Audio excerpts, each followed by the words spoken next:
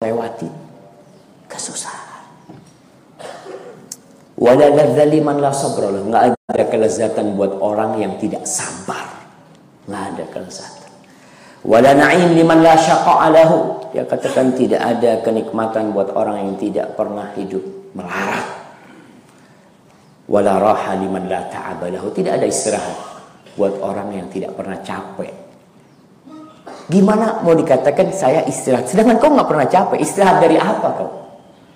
Orang kau tidak capek. Siapa yang istirahat? Orang yang capek. Ahibati fillah,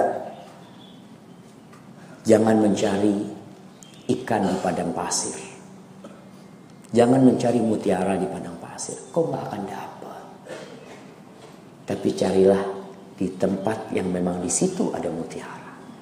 Kau cari di sungai, mungkin ada. Kau cari di lautan, mungkin kau dapatkan ikan. Tapi engkau membawa kail dan semua peralatan memancing berangkat ke padang pasir, kau akan pulang tidak membawa apa-apa. Rasulullah Sallallahu Alaihi Wasallam bercerita, nanti itu pada hari kiamat, yawaddu ahlul afiyah yaumul qiyamah hina yu'ta ahlul bala'i thawab. Orang-orang yang hidupnya senang di dunia ini, nggak sakit, keluarganya baik-baik semua, anak-anaknya sukses semua, dia tidak pernah melarat, hidupnya nyaman di dunia ini. Pada hari kiamat ketika mereka melihat orang-orang yang hidupnya susah di dunia, sulit, melarat dalam kehidupan dunia ini, tatkala mereka mendapatkan pahala dan ganjaran dari Allah Jalla Jalaluh, mereka ingin lau anna juludahum kanat quribat bil maqaritid dunya. Dia ingin andai kata kulit mereka ketika hidup di dunia itu digunting-gunting dengan gunting besi, jangan. Kepingin dia. Ternyata kenikmatan itu harus melalui pengorbanan. Am hasibtum an tadkhulul jannah, kalian mengira gampang masuk surga? Kayak kita nih bisa masuk surga. Para sahabat ya, ketika Allah turunkan ayat ini, mereka sudah hidup dalam semua kesulitan. Sebagian sahabat Nabi sudah dibantai, Sumayyah sudah tewas, Bilal bin Rabah disiksa dengan siksaan yang insya Allah tidak ada yang pernah merasakan di tempat ini. Khabbab bin Arad disiksa dengan siksaan yang sampai punggungnya itu gosong. Itu sahabat Nabi, masih Allah tegur. Allah mengatakan kepada mereka, am hasibtum an tadkhulul jannah, kalian mengira kalian bisa masuk surga? Walamma ya'tikum mathalul ladzina khalau min qablikum massathumul ba'sa wad-dharra wa zulzilu hatta yaqula ar-rasul wal ladzina amanu ma'ahu mata nasrullah. Kalian kira kalian bisa masuk surga? Sedangkan kalian belum ditimpa seperti apa yang menimpa orang-orang sebelum kalian. Mereka ditimpa penyakit, mereka ditimpa kelaparan, digoncangkan bumi ini untuk menguji keimanan mereka. Kalian kira kalian bisa masuk surga? Sampai kondisi orang-orang sebelum kalian itu, Nabi Rasulullah Sallallahu Alaihi Wasallam, Nabi mereka, Rasul mereka bersama umatnya mengatakan kepada Allah, mata nasrullah, ya Allah kapan pertolonganmu turun ya? Sampai seperti itu. Artinya jalan menuju surga ini berat, jamaah. Kapan istirahat? Istirahat yang pertama, rest area yang pertama buat orang beriman itulah ketika mati. Ketika ajal itu datang, itu istirahat buat orang yang beriman. Allah Jalla Jalaluhu mengatakan, yuthabbitullahu alladhina amanu bil qawli tsabiti fil hayatid dunya wa fil akhirah wa yudhillullahu zalimin wa yaf'alullahu ma yasha. Di surah Ibrahim ayat 27 ini Allah mengatakan, Allah akan memberikan ketetapan, keteguhan buat orang-orang yang beriman dengan perkataan yang teguh, dengan la ilaha illallah. Kapan? Di dunia dan ketika mati. Di dunia dan ketika di kuburan. Ketika ditanya oleh malaikat, dia bisa jawab. Itu tempat istirahat. Bagaimana bahagianya seorang yang capek begadang belajar. Nih sekarang masa ujian nih, anak-anak, atau kemarin tuh anak-anak kita pada ikut ujian nasional. Mereka begadang. Habis asar sama ibunya nak belajar, ibu panggilkan guru. Habis maghrib murajaah, habis isya belajar, habis subuh belajar. Ketika pulang dari sekolahnya dan dia lulus, apakah dia ingat dengan kelelahan dia tadi malam? Gak ingat. Tidak. Tapi orang yang kemarin tidak belajar, yang kemarin dia tidak capek untuk membaca bukunya, untuk mencatat, ketika dia pulang dengan kegagalan, apakah dia ingat dengan kesantaian dia kemarin? Gak ingat. Yang ada adalah kesedihan dan kepedihan kegagalan itu. Tapi orang yang beriman, Allah tetapkan hati. Fil hayati dunya wa fil akhirah. Rasulullah SAW pada waktu duha kira-kira, tepatnya pada hari Senin,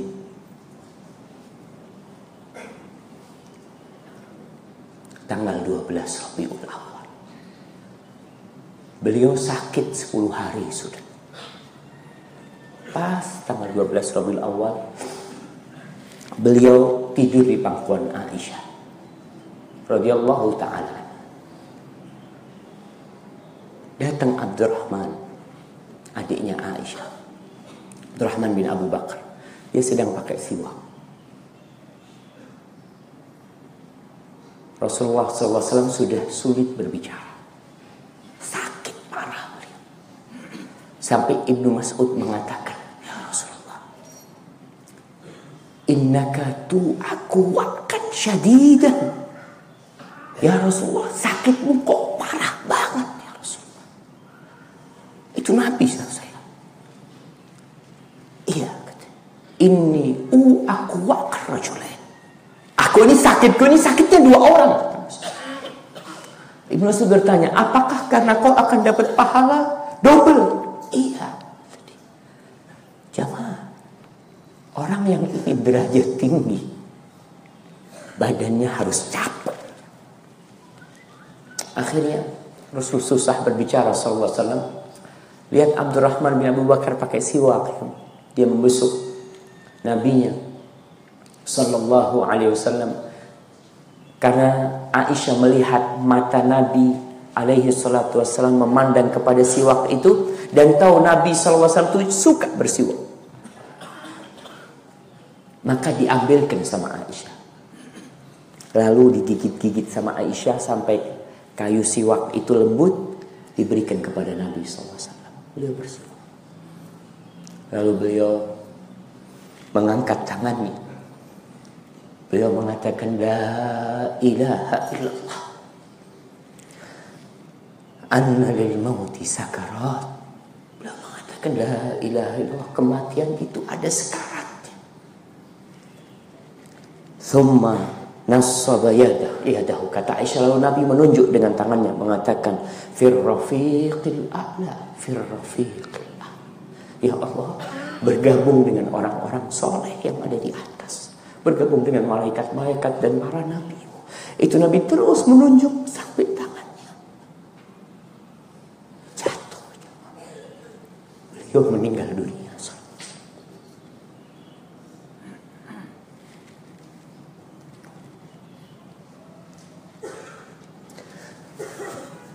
Semoga Allah mengumpulkan kita dengan Rasulullah SAW.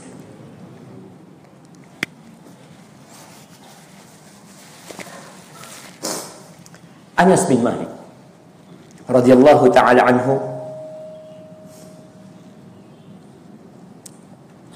meriwayatkan sebuah hadis dari Fatimah. Jadi ketika Nabi SAW dalam kondisi sakit parah, beliau itu sampai nggak bisa sholat ke masjid ya. Beliau itu hari kelima sebelum meninggal itu masih sholat ke masjid. Hari kelima, Hamin 5 sebelum meninggalnya beliau masih sholat ke masjid. Mau sholat itu beliau minta supaya dituangkan air dari 7 kendi. Beliau mandi sampai beliau merasa segar, beliau ke masjid.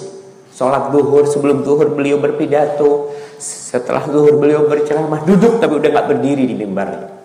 Hari kelima, hari keempat, hari ketiga udah gak bisa berdiri. Sallallahu alaihi wasallam. Berdiri gak bisa. Abu Bakar yang jadi imam. Suatu hari, ya, Rasulullah SAW kepingin ke masjid. Di antara Hamin 5 itu, mungkin 3 hari sebelum.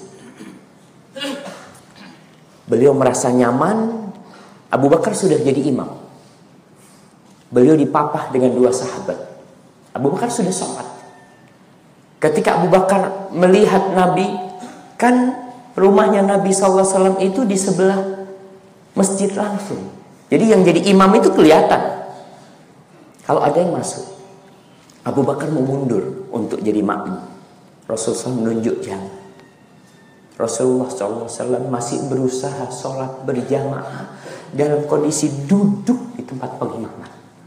Sallallahu alaihi wasallam. Beliau sudah diampuni.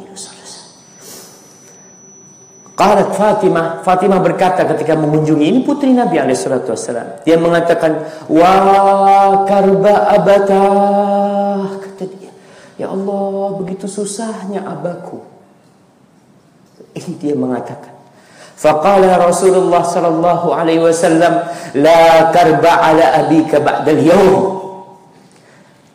Wahai Ananda, enggak ada lagi kesusahan buat bapakmu mulai hari ini. Ini hari terakhir dari kesusahan itu. Ini awal dari istirahat yang selama-lamanya akan istirahat. Innahu qad hadara min abika ma laysa bitarikin minhu ahada. Wahai Ananda, ini udah datang nih kepada bapakmu yang dia tidak akan meninggalkan satupun manusia. Akan datang tuh yang namanya malakul maut. Al-muwafatu yaumil qiyamah. Dan nanti kesetiaan, perjumpaan nanti itu pada hari kiamat nanti. Tapi kematian akan datang. Ahibati fillah, Rasulullah SAW selesai dari kesusahan. Itu rest area yang pertama yang akan kita sampai ke sana. Jadi kita udah paham nih. Kita mau hidup berapa tahun? 60 tahun. Kau tahu nanti pada akhir 60 tahun dari kehidupanmu itu rest area pertama kau sampai di sana. Selama 60 tahun tidak ada tempat istirahat. Kau harus jalan terus. Capek jalan terus. Capek jalan terus. Al-yawm amal bila hisab. Ini waktunya beramal. Memang gak ada hisab nanti sekarang di dunia. Dan besok hisab wala amal. Besok tuh saatnya hisab dan gak ada lagi amal. Pernah pada suatu hari Rasulullah SAW lagi berbincang dengan para sahabatnya dalam hadis riwayat Bukhari dan Muslim. Tahu-tahu ada jenazah yang lewat. Nabi mengatakan ketika jenazah itu lewat, mustarihun wa mustarahun minhu. Ini yang lewat sedang istirahat atau sedang orang-orang diperistirahatkan dari dia. Istirahat tuh, rest area kita bicara. Maka para sahabat nggak paham. Mereka mengatakan, ya Rasulullah, mal mustarih wa mal mustarahu minhu. Apa yang dimaksud dengan orang yang beristirahat dan orang yang diperistirahatkan? Maka Nabi SAW mengatakan, al-abdul mu'min yastarihu min nasabid dunya wa adhaha ila rahmatillah. Seorang hamba yang beriman, dia beristirahat dari beban dunia, dari kecapean dunia, dari penyakit dunia, dari gangguan-gangguan dunia, menuju ke rahmat Allah. Kalau orang ini orang beriman, maka dia orang yang beristirahat. Wal abdul fajir yastarihu minhul ibad wal bilad wasyajar wad dawa. Tapi kalau dia adalah hamba yang banyak melakukan dosa, maka dia diperistirahatkan. Siapa yang diperistirahatkan? Dia. Orang-orang tidak lagi terganggu dengan gangguan dia. Jadi manusia, binatang-binatang negeri itu merasa istirahat dari gangguan dia. Karena orang ini sudah selesai. Dan Rasul SAW menjelaskan tentang bagaimana seorang husnul khatimah supaya dia bisa istirahat. Yang menjadi standar kita itu akhir dari kehidupan ini, bukan awal kehidupan. Maka yang kita minta, Allahumma inna nas'aluka tsabata fil amr. Kita minta diberi ketetapan dalam urusan agama. Bukan sekarang aja kita ngaji. Kita ingin sampai mati kita tetap mengaji. Kita ingin mati di atas sunnah Rasulullah sallallahu alaihi wasallam. Amr bin Hamaq al-Khuzai, dia mendengar Rasulullah sallallahu alaihi wasallam bersabda, "Idza aradallahu bi 'abdin khairan ista'malahu." Allah kalau ingin kebaikan buat satu orang, Allah akan memanfaatkan orang itu. Allah akan menggunakan orang itu, dipakai itu orang. Qila wa masta'malahu. Apa maksudnya dia dipakai, dia dimanfaatkan itu sama Allah? Dijadikan pekerja. Qala yuftahu lahu amalun salih baina yaday mautih. Maka sebelum kematian itu datang, Allah buka buat dia pintu amalan kebaikan. Allah pakai dia, Allah manfaatkan supaya dia beramal soleh sebelum dia mati. Hatta yarda anhu man haulahu. Sehingga orang-orang di sekitarnya jadi senang sama dia. Bukan istirahat orang-orang, tapi sedih ketika ditinggal mati orang itu. Karena ada orang yang bahagia ketika preman kampung mati, alhamdulillah, sejak dulu kita tunggu kematiannya. Nah, ada orang-orang yang seperti itu. Tapi hamba yang beriman, yang Allah ingin kebaikan buat dia, enggak. Allah jadikan orang ini beramal soleh. Dan banyak jamaah, Masya Allah. Kita lihat, orang-orang dulunya preman, tahu-tahu sebelum mati, Masya Allah, dia tobat, ya, dia jadi orang baik di kampungnya, suka bersedekah, berangkat umroh, pulang umroh, mati. Maka Allahumma inna nas'aluka husnal khatimah. Istirahat yang kedua, ketika seorang hamba melihat tempat dia di surga. Mati istirahat di kuburan nih nanti nih, dia juga akan istirahat kalau dia melihat tempat dia di surga. Dari Ibnu Umar radhiyallahu taala anhu, bahwa Rasulullah sallallahu alaihi wasallam bersabda, "Inna ahadakum idza mata urida alaihi maq'aduhu bil ghadati wal 'ashi." Sesungguhnya salah seorang di antara kalian kalau mati, maka akan ditampakkan kepada dia di kuburan nih, kursi dia, tempat dia pagi dan petang di surga. Dia bisa melihat. In kana min ahlil jannah fa min ahlil jannah.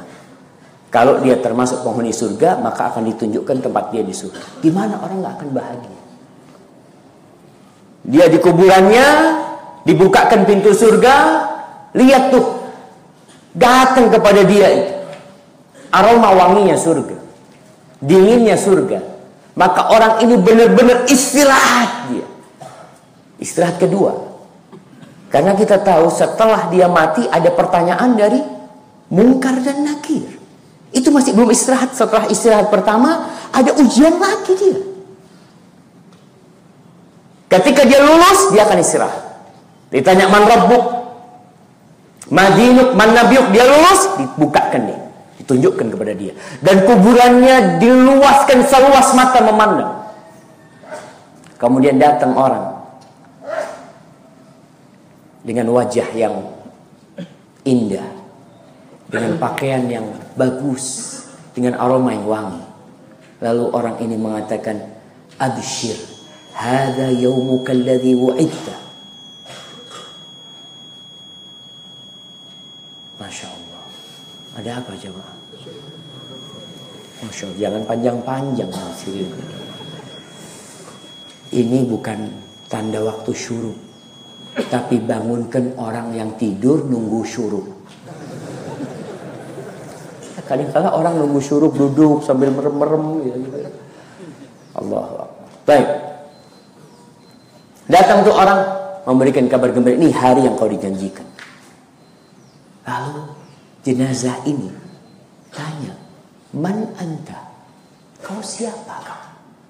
Qala ana amaluka salih. Aku adalah amal solehmu, kata dia. Lalu dia mengatakan, da'uni ubashir ahli. Kepingin balik ke dunia nih orang. Kepingin ngasih tahu kabar gembira kepada keluarganya bahwa aku sudah istirahat, aku udah lihat tuh tempatku di surga. Dia ingin ngasih tahu mereka. Lalu dikatakan, kau berhenti di sini, istirahat kau di sini. Uskut, istirahat kau di sini. Lalu dia mengatakan, Allahumma aqimis sa'a, ya Allah bangkitkan kiamat. Karena tidak ada penghalang dia untuk masuk surga kecuali terjadinya kiamat. Belum kiamat dia nggak bisa masuk surga, kan masih di alam barzah. Itu istirahat yang kedua. Tapi kalau orang melihat tempat dia di neraka, Allah mengatakan tentang Fir'aun, an-naru yu'raduna 'alaihim ghuduwan wa 'ashiyya wa yawma taqumu as-sa'a adkhilu ala fir'aun asyaddal 'adzab. Fir'aun udah berapa tahun meninggal? 3000 tahun yang lalu, 3500 tahun yang lalu dia mati, dia hidup di dunia hanya sekitar 100 tahun. 3000 tahun tiap hari datang tuh aromanya neraka, datang panasnya neraka, ditampakkan siksa buat dia. Dia tidak istirahat karena dia milih istirahat 100 tahun, 3000 tahun, dan selama-lamanya tidak akan pernah istirahat. Kemudian tempat istirahat yang ketiga, ketika mendapatkan kitabnya dengan tangan kanan. Mati, istirahat. Sampai kuburan ditanya munkar dan nakir. Setelah pertanyaan sukses, dia istirahat tatkala bisa melihat kuburannya seluas mata memandang dan melihat tempat dia di surga. Ketika pembagian kitab, nanti orang dibangkitkan dari kuburnya menuju ke padang mahsyar. Allah mengatakan di surat Al-Haqqah ayat 18 sampai 24. Allah mengatakan, yauma idzin tu'raduna la takhfa minkum khafiyah. Pada hari itu akan dipaparkan, kalian akan dipaparkan. Kalian akan disidang, ditunjukkan kepada kalian, tidak ada yang tersembunyi dari kalian. Wallahi kita jamaah lebih tahu dengan diri kita. Makanya seorang hamba itu tidak pantas meminta pujian orang lain, sedangkan Allah tahu dia tidak pantas dipuji. Ya, kita bisa kumpul bersama di sini saling tersenyum karena Allah menutupi dosa-dosa kita. Tapi pada hari kiamat kita dikeluarkan dari kubur kita dalam kondisi telanjang, dalam kondisi tidak pakai alas kaki, dalam kondisi belum disulat, digiring ke padang mahsyar. Akan kelihatan tuh apa yang kau sembunyikan di hatimu. Kau pura-pura baik, tapi Allah tahu kau tidak baik. Fa'amma, nanti yang menentukan tatkala kita menerima kitab kita. Allah mengatakan, fa'amma man utiya kitabahu biyaminihi. Adapun orang yang mendapatkan kitabnya dengan tangan kanannya, fayaqulu ha'umqra'u kitabiyah. Di situ istirahat dia. Ketika dia mendapatkan kitabnya, kitab itu akan berterbangan. Ada orang yang ingin mengambil dengan tangan kanannya, nggak bisa dia ambil dengan tangan kanannya. Tapi ada orang yang kitabnya datang dan dia ambil dengan tangan kanannya. Maka tatkala dia dapat kitab dengan tangan kanannya, dia belum baca, dia pegang aja. Lalu dia mengatakan, ha'umukra'u kitabiyah. Kalian baca di kitabku, baca raportku ini. Inni dhanantu anni mulaqin hisabiyah. Aku yakin kalau aku akan dihisab. Makanya aku beramal. Makanya aku beriman. Makanya aku tidak pura-pura jadi orang Islam. Enggak. Aku yakin aku akan mendapatkan hisabku.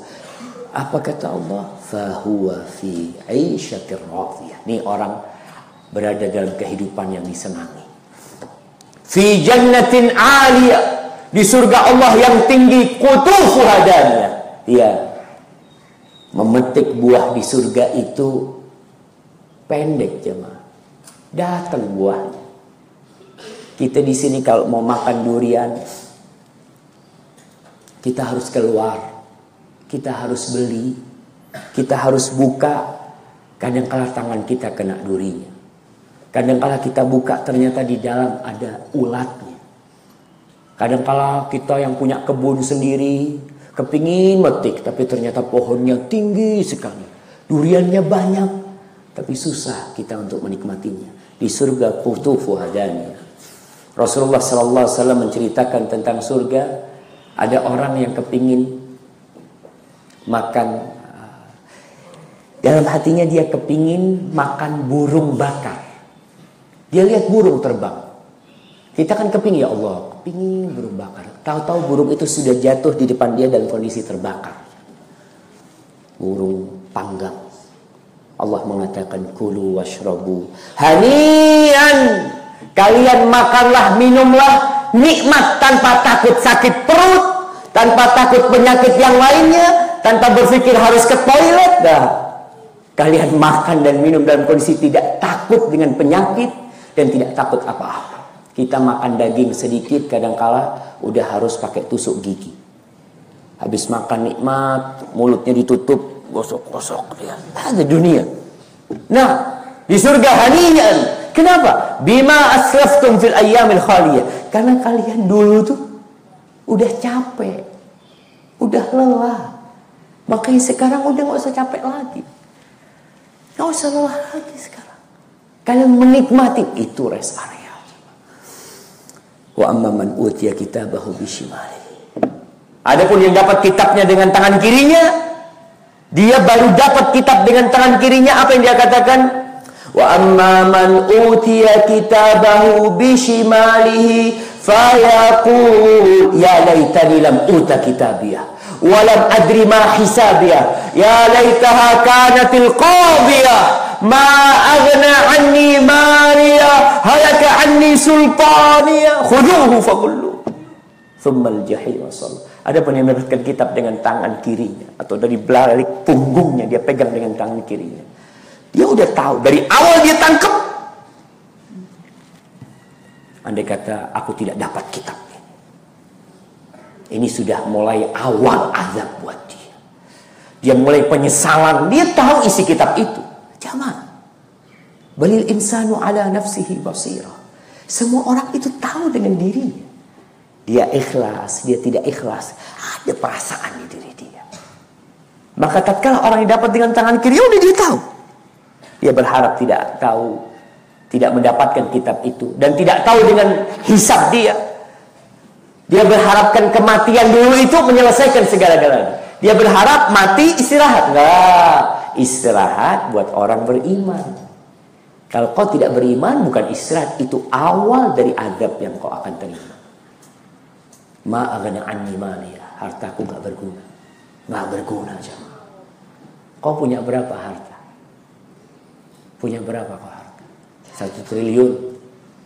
Andai kata kau memiliki harta sepenuh bumi ini, sepenuh bumi ini, milikmu semuanya, tidak berguna buat engkau.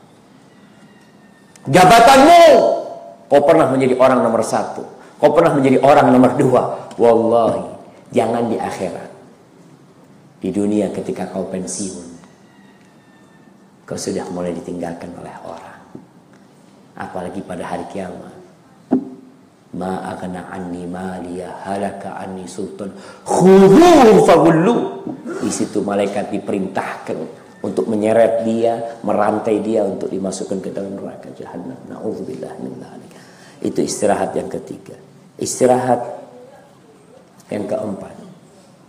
Udah dapat nih kitab nih. Nanti di timbangan juga kita istirahat. Insya Allah yang dapat, yang timbangannya kebaikan yang lebih berat. Tapi ketika di atas sirat, itu ada istirahat. Orang digiring ya. Perjalanan yang sangat panjang. Ada kegelapan antara sirat dan tempat hisab mereka. Orang-orang beriman berjalan dengan cahaya yang menuju sirat. Allah mengatakan wa in minkum illa wariduha kana hatman ala rabbika hatman maqdiya. Kata Allah, tidak ada satupun di antara kalian kecuali akan melewati neraka, pasti semuanya.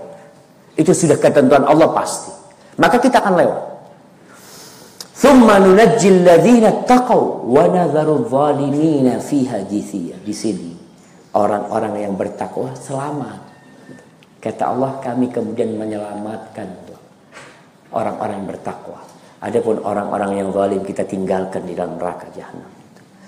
Rasulullah sallallahu alaihi wasallam menceritakan tentang bagaimana kejadian ketika orang melewati sirat itu. Beliau mengatakan,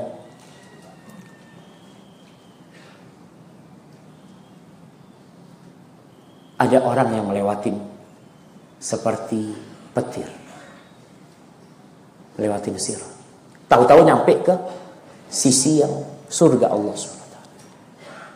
Ada yang keri seperti angin, ada yang seperti kuda, ada yang lari kencang, ada yang berjalan. Kemudian ada yang merangkak. Dan di kiri kanan sirat itu ada bantolan-bantolan dari besi, dari besi api neraka. Yang orang lewat akan ditarik untuk menuju ke neraka. Tatkala orang bisa melewati sirat, itulah yang namanya istirahat. Terus ada rest area, berhenti mereka istirahat, dapat kitab dengan tangan kanan istirahat, tapi nanti lewat lagi enggak. Kita masih terus berjuang nih, belum sampai surga. Kita terus akan berjuang melewati sirat, dan istirahat yang terakhir, rest area terakhir adalah ketika masuk surga. Allah berfirman di surat Al-Hijr ayat 45, 46, 47. Allah mengatakan, innal muttaqina fi jannatin wa uyun. Kata Allah, sesungguhnya orang-orang yang bertakwa mereka berada di taman-taman, berada di kebun-kebun, berada di surga-surga dan mata air yang deras airnya dan jernih. Udkhuluha bisalamin aminin. Orang disuruh masuk. Nanti orang itu lewat sirat ke surga, surga masih ditutup, masih terkunci. Pintu surga itu jaraknya baina Makkah wa Hijr, ya kira-kira hampir 1000 km. 900 berapa kalau dihitung. Itu luasnya pintu surga. Dan pintu surga ada 8. Orang lewat sirat, mereka nggak langsung masuk surga. Belum. Masih diperistirahatkan dahulu tuh di jisir atau di kontoroh antara neraka dan surga. Di situ ada hisab, ada kisos ya buat orang-orang yang masuk surga, tapi mereka masih ada urusan sama sahib-sahibnya, sama saudara-saudaranya. Tapi mereka sudah masuk surga. Di situ terjadi kisos buat orang-orang yang sudah masuk surga. Lalu sampai ke pintu surga tertutup. Mereka minta dibukakan, nggak ada yang membukakan. Lalu datang Rasulullah SAW. Pintu surga itu ada alat ketuk. Fa'aqra'u ba'bal jannah. Kata Nabi SAW, aku kemudian mengetuk pintu surga. Lalu bertanya yang di dalam sana, man? Siapa yang ngetuk? Kata dia. Qala Muhammad. Kata Nabi Muhammad SAW. Qala umirtu an aftatu. Aku diperintahkan untuk tidak membukakannya kecuali buat engkau. Engkau dulu yang masuk surga. Sallallahu alaihi wasallam. Baru istirahat yang sebenarnya. udkhuluha bisalam. Baru orang-orang lainnya masuk ke surga. Dan ketika mereka masuk surga, mereka itu bukan masuk ke tempat yang baru, jemaah. Allah sudah berikan kepada dia ilham untuk tahu rumahnya. Semuanya berangkat ke rumahnya masing-masing. Tanpa dikasih ini rumahmu, mereka semua seperti sudah di dalam surga. Agar mereka merasa nyaman, tidak asing di dalam surga. Karena sejatinya Bapak kita itu dari surga Allah. Maka Allah katakan udkhuluha bisalamin aminin, dengan penuh kedamaian, dengan penuh keselamatan dan merasa aman. Itu istirahat. Orang di dunia kaya raya, punya harta banyak, tapi tiap hari dia hidup susah. Dia takut inflasi. Dia takut, antum lihatlah orang-orang investor yang ke Indonesia. Kenapa mereka maju mundur? Mereka tidak aman. Sedikit-sedikit ada demo, ada kekacauan, mereka kabur. Mereka tahan. Itu kehidupan dunia. Keselamatan tidak ada, keamanan juga tidak sempurna dalam kehidupan ini. Lalu Allah katakan, wa naza'na ma fi sudurihim min ghillin ikhwanan ala sururin mutaqabilin. Kata Allah, kita cabut dari hati mereka, dari dada mereka, semua kedengkian. Ingat jamaah, hasad. Ma khala jasadun min hasad. Tidak ada tubuh yang terbebaskan dari sifat dengki, sifat iri, kecuali para nabi Allah. Kita tahu Nabi Muhammad SAW itu jantungnya dibelah, jemaah, dikeluarkan tuh noda-noda hitam. Kita enggak. Tidak ada jasad kecuali ada sifat hasad itu. Dan kalau ada orang hasad, walaupun dia hidup nikmat, tapi masih ada perasaan nggak enak sama orang lain, dia nggak nikmat hidupnya. Maka di surga Allah cabut tuh. Di dalam jantung manusia itu ada pohon hasad. Pohon ini nggak bisa dicabut di dunia. Tapi pohon ini bisa dipangkas. Tapi dia tumbuh lagi. Ana rasakan. Berusaha memerangi sifat hasad, iri, dengki. Kadang kala tumbuh kita potong lagi. Dicabut nggak bisa. Kapan dicabut? Nanti itu. Ketika masuk surga Allah cabut. Sehingga kita tidak memiliki sifat hasad dan iri lagi. Allah mengatakan mereka duduk bersama saudara-saudara mereka, saling berhadap-hadapan ya, di singgasana di ranjang-ranjang, la yamassuhum fiha nasabun. Tuh, mereka tidak akan lelah di situ. Nggak ada. Karena mereka udah capek di dunia. Ini tempat istirahat sudah. Wa ma hum minha bimukhrajin, dan mereka tidak akan dikeluarkan dari tempat itu. Apa gunanya kita hidup senang? Ana dengar di Jakarta ini ada hotel yang harganya 150 juta satu malam. Waktu itu ana lewat tempat, saat ini harganya sekian. Ana nggak percaya. Masya Allah. Itu gaji kita ngajar puluhan tahun di kampus buat nginep semalam. Iya, ana nggak percaya. Ya, kita minta bantuan Syekh Google. Kita buka, benar ternyata jamaah. Betul. Itu 140, 107, ya seperti itu. Hanya semalam. Itu biasanya digunakan untuk entertain orang-orang, tamu-tamu mana. Apakah dia akan bahagia di tempat itu? Pak, besok jam 12 check out dari sini. Dia, ya Allah, kata dia. Yang aduh, sebentar lagi udah check out ini. Dia akan susah hadir dunia. Maka Allah katakan di surga, wa ma hum finha bimukhrajin. Wa ma hum minha bimukhrajin. Enggak akan keluar, enggak ada waktu selesainya. Sehingga orang harus berpikir pergi dan meninggalkan tempat itu. Di surat Fatir ayat 34, 35. Allah mengatakan tentang orang-orang yang masuk surga, wa qalul hamdulillah. Mereka mengatakan alhamdulillah, segala puji bagi Allah, allazi adhaba 'annal hazan, yang telah menyingkirkan dari kita segala kesusahan, segala kesulitan, segala kelelahan, segala capaian. Allah sudah menyingkirkan semua itu. Inna rabbana la ghafurun syakur. Sesungguhnya Rabb kami itu benar-benar maha pengampun dan maha mensyukuri. Itu Allah. Alladzi ahallana daral muqamati min fadli, yang telah menghalalkan buat kita, menempatkan kita di negeri tempat tinggal.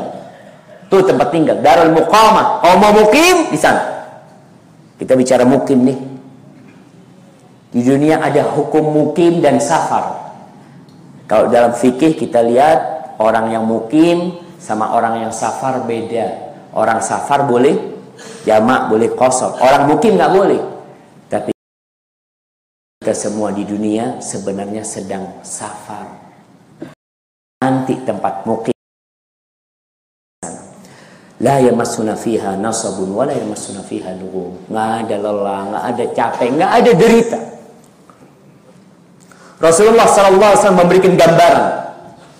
Yukta bi an'ami ahli dunya min ahli nar.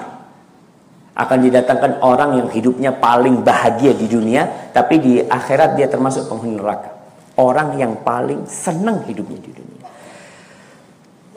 Yang kalau dia ditanya gimana hidupmu, selalu mengatakan nikmat, dia punya ini, punya itu, na'udzubillah min dzalik, yang halal, yang haram mereka lakukan semuanya. Tapi dia termasuk penghuni neraka. Fayumasu fiha ghamsa. Lalu dia dicelup di neraka satu celupan. Setelah hidup anggap 70 tahun dengan segala nikmat, dicelup di neraka satu celupan. Dicelup lalu diangkat. Dan ditanya, hal marra bika khairun qat? Hal ra'aita khairan qat? Apa kata dia? Apakah engkau pernah melihat kesenangan?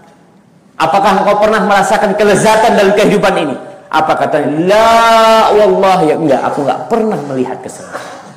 Satu saat dicelup sudah lupa dengan semuanya. Bagaimana ketika bertahun-tahun dan selama-lamanya dalam neraka?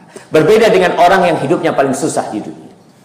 Yang mungkin dari awal lahir dia cacat. Kaki tangannya tidak ada. Dia hidup merangkak. Dia makan dari pemberian orang, hidupnya susah. Mungkin ada gagal ginjal, jantungnya, pokok hidup dia susah. Orang paling susah hidupnya di dunia. Antum bisa bayangkan orang yang paling susah hidupnya di dunia. Insya Allah yang hadir di sini nggak ada. Ada orang yang susah hidupnya.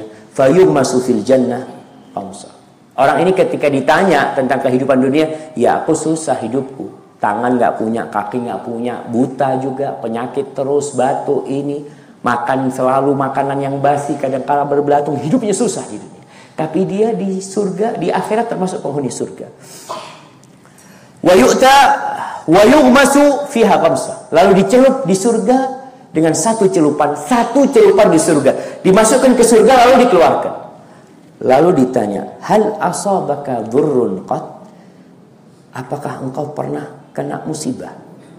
Kau pernah hidup susah? Kau pernah lelah dalam kehidupanmu? Apa kata dia? Ma asabani dhurrun qat wala bala'un qat wallahi ma ra'aitu syarran qat wala bu'san qat. Yang demi Allah, aku tidak pernah melihat kesusahan sama sekali.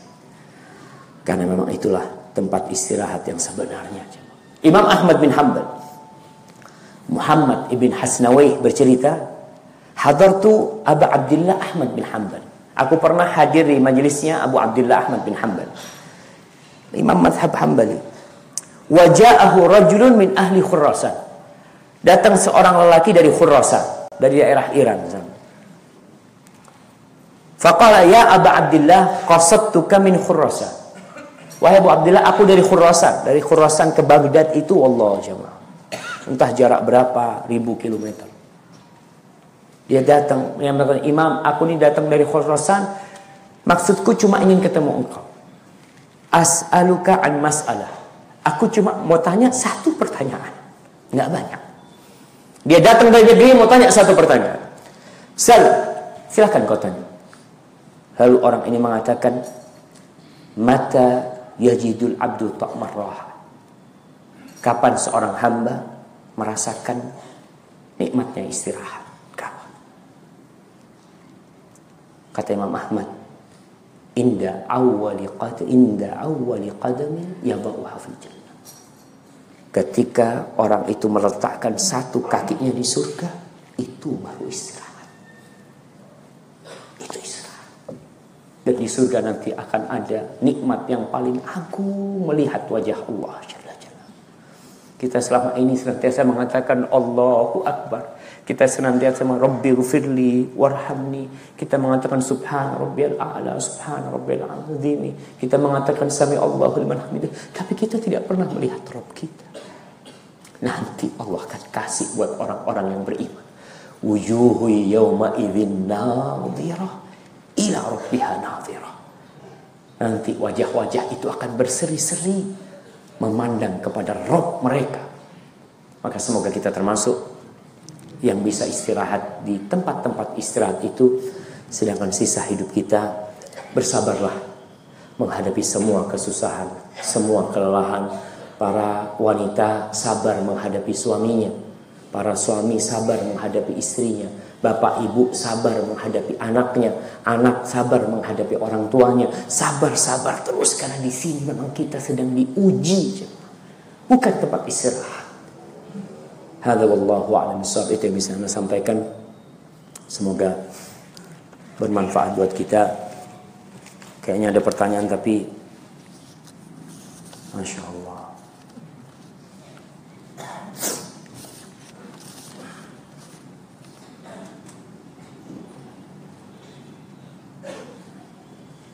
Ustaz, apakah setiap manusia mendapatkan satu kitab saja atau apakah ada manusia yang mendapatkan kitabnya di tangan kanan dan kiri? Kitabnya cuma satu. Maka dia akan mendapatkan dengan tangan kanan atau dengan tangan kiri. Hadza wallahu a'lam bishawab. Assalamualaikum Ustaz. Ana mau bertanya, apakah Telaga Kautsar merupakan rest area? Nah, termasuk rest area itu juga Telaga Kautsar. Ketika orang sampai Telaga Kautsar, dia berjumpa dengan Rasulullah SAW, ya. Kemudian dia minum dari sana, tapi dia masih harus melanjutkan perjalanan. Jadi kalau kita secara detail rest area yang ada di padang mahsyar, itu yang pertama ketika di telaga, yang kedua ketika di mizan, yang ketiga ketika mendapatkan kitab dengan tangan kanannya, yang keempat ketika melewati sirat itu.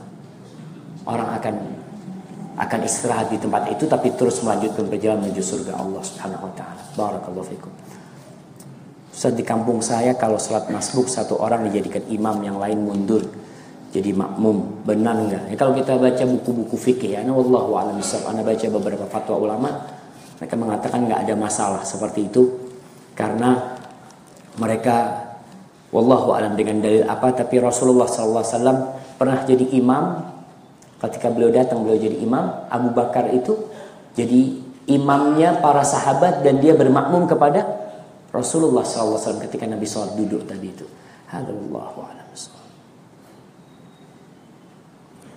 Apakah akan ada ujian setelah semua kemudahan ini Anda dapati? Mengingat tidak adanya kemudahan yang kita dapati tanpa adanya pengorbanan. Allah mengatakan fa inna ma'al usri yusra. Jadi kalau engkau mudah sekarang akan datang kesulitan. Itu dunia aja. Itu dunia. Yang menangis hari ini mungkin besok tertawa. Yang hari ini tertawa mungkin dia besok menangis. Yang hari ini kaya mungkin besok dia miskin. Tetap. Kalau tidak ada kesusahan dunia kecuali perasaan takut miskin, itu sudah kesulitan buat seorang hamba. Jadi tetap harus adanya pengorbanan. Makanya ketika para salafus soleh dulu itu mereka setahun gak sakit, mereka takut. Ya Allah, tahun ini aku kok gak sakit. Dia takut, jangan-jangan aku termasuk yang memang dibiarkan terus berbuat dosa. Karena kita yakin kita punya dosa. Gak ada yang mengatakan, alhamdulillah nikmat terus Ustaz, dagangan lancar, ini lancar, anak-anak. Kalau selama itu gak berbuat dosa, ada dosa. Makanya tatkala engkau tidak mengalami kesulitan, ya, Allah mengatakan, laisa bi amanikum wala amani ahli kitab, man ya'mal su'an yujza bihi wala yajid lahu min dunillahi waliyyan wala nasira. Kata Allah, barang siapa yang berbuat dosa pasti dibalas, pasti dibalas. Pasti ya, ada hitungannya. Makanya ketika ayat ini turun, Abu Bakar merasa berat. Itu Abu Bakar yang dijamin masuk surga. Dia mengatakan, ya Rasulullah, kalau setiap kita berbuat dosa pasti dibalas, kita hancur kita. Karena setiap orang tahu dia punya dosa. Lalu Rasulullah SAW berkata kepada Abu Bakar, awala tansab, bukankah kau merasa lelah, capek? Iya. Kau sakit? Iya. Kau gundah, merasa susah? Iya. Kau terkena duri? Iya. Itu semua adalah balasan dari dosa-dosa. Jadi kita kalau ya tahu-tahu mobil kempes, langsung ingat, ya Allah, mudah-mudahan kau ampuni dosaku. Gak perlu ngomong, Ana berbuat dosa apa ya? Kayak gak punya dosa dia.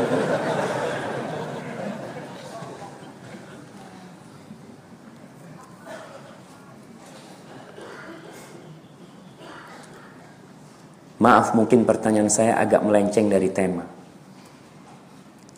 Ana izin. Bismillah.